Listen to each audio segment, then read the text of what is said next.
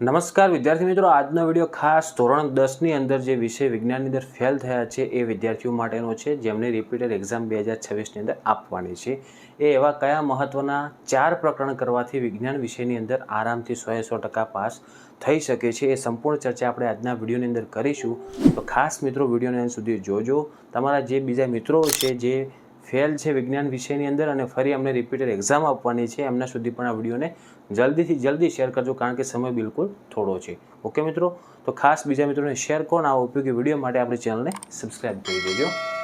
મિત્રો જો આપણે પહેલાં વાત કરીશું ચેપ્ટર નંબર 2, જેનું નામ છે એસિડ, બેઝ અને ક્ષાર, જે 10 ગુણની અંદર પ્રકરણ પૂછાવાનું છે. હવે જો મિત્રો આ 4 ચેપ્ટર હું તમને ફક્ત આપું છું ટોટલ 13 ચેપ્ટરની અંદરથી, તો 9 ચેપ્ટર આપણે બિલકુલ નથી કરવાના, 4 ચેપ્ટર કરવાના છે. પણ 4 ચેપ્ટરની અંદરથી તમારે MCQ, ખરા ખોટા, ખાલી જગ્યા, આ સંપૂર્ણ જે હેતુલક્ષી આવે છે સંપૂર્ણ હેતુલક્ષી તમારે વાંચી નાખવાનું છે. તમારી જોડે જે નવનીત હોય તે નવનીત અથવા બુકમાંથી હેતુલક્ષી આ 4 ચેપ્ટરના કમ્પ્લીટ તૈયાર કરી નાખવાના છે. પ્લસ 1 ગુણના પ્રશ્ન, પછી 2 ગુણના પ્રશ્ન અને 3 ગુણના પ્રશ્ન, અને લાસ્ટમાં આપણે વિભાગ ડીમાં જે આવે છે 4 ગુણના પ્રશ્ન. એટલે તમે જો 4 ગુણના પ્રશ્ન કરશો તો તમને 3, 2 અને 1 ગુણના પ્રશ્ન આરામથી આવડી જશે. તો તમારે ફોકસ શું કરવાનું, જે મોટા પ્રશ્નો છે 4 ગુણના એ આ 4 ચેપ્ટરના સંપૂર્ણ કરી નાખવાના છે. IMP ના કરતાં સંપૂર્ણ કરજો તો જ તમે પાસ થઈ શકશો.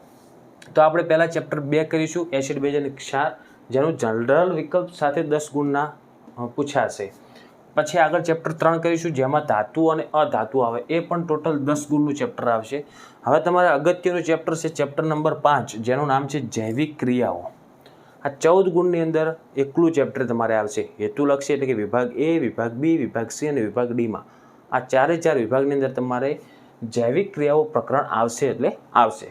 તો હવે તમારે આની અંદર એક ખાસ શું કરવાનું તૈયારી ખબર છે મિત્રો, કે આકૃતિઓ જે પૂછાય છે ને, આકૃતિઓ દોરવાની અથવા નામ નિર્દેશન કરવાનું, નામ નિર્દેશન, આ સંપૂર્ણ આપણે તૈયારી કરી નાખવી પડશે. નામ નિર્દેશન અથવા આકૃતિ દોરવાનું આ 5મા ચેપ્ટરમાંથી વિભાગ ડીમાં અને વિભાગ સીમાં તમારે પ્રશ્ન આવશે જ. ઓકે, અને લાસ્ટમાં આપણે કરીશું ચેપ્ટર નંબર 13, આપણું પર્યાવરણ. જો મિત્રો આ એકદમ ઇઝી ચેપ્ટર છે, તમે વાંચશો તમને આવડી જશે. એમાં ખાસ 5 R આવે છે ને, જે R, રિડ્યુસ, આ ટાઈપના પ્રશ્નો તમારે એ ખૂબ અગત્યનો કહેવાય, એ પૂછાય છે. અને એ ઉપરાંત તમારે વિભાગ એની અંદર જે હેતુલક્ષી આવે છે, જેમાં MCQ થઈ ગયા, ખરા ખોટા થઈ ગયા, ખાલી જગ્યા થઈ ગયું, અથવા 1 ગુણના પ્રશ્નો, એ તમારે આ ચેપ્ટરની અંદરથી લગભગ 4 ગુણના આવશે વિભાગ એમાં. તો આપણે આના અંદર વિભાગ એ માટે ખૂબ ભાર તો આપવાનો છે. પછી વિભાગ B અને Cમાં પણ આનો પ્રશ્ન આવશે. તો 2 ગુણના 3 ગુણના પણ તૈયાર કરી નાખવાના.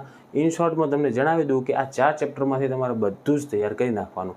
MCQ, હેતુલક્ષી ટોટલ ગણી નાખો. MCQ ખરા ખોટા છે, ખાલી જગ્યાઓ છે, તથા એક વાક્યમાં જવાબ આપવાના પ્રશ્નો છે, એ આ 4 ચેપ્ટરના કરજો. પછી તમે ખાસ 4 ગુણના કરશો ને તો તમને 3 ગુણ, 2 ગુણ ને 1 ગુણના પ્રશ્નો એની અંદરથી જ આવે એટલે આવડી જશે. આ 4 ચેપ્ટરના તમારે આટલું તૈયાર કરવાનું, તો તમે ટોટલ 44 ગુણની તમારી તૈયારી થઈ જશે. આપણે પાસ થવા માટે 33 ગુણની જરૂર હોય, પણ આપણે એક્સ્ટ્રા માર્ક્સ લાવીશું.